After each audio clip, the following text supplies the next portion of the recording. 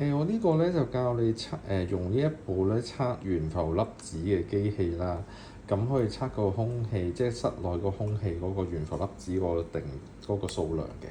咁撳呢粒左邊嗰個咧就開機啦。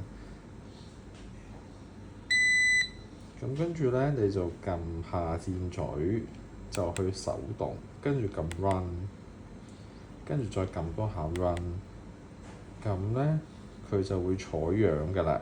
咁你見到佢呢度有個 percentage 嘅，佢喐緊嘅。咁去到100%咧，咁就即係採樣完啦。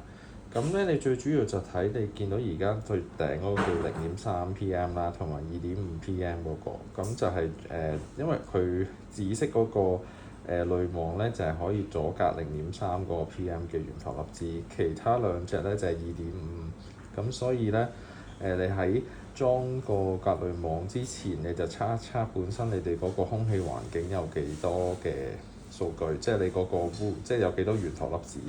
咁跟住之後你裝完之後咧，跟住你就可能你開直個15分鐘，逢15分鐘，跟住你就測一次，睇下嗰個數據有冇改變。正常咧就會有改變，會跌落嚟嘅，咁樣啦。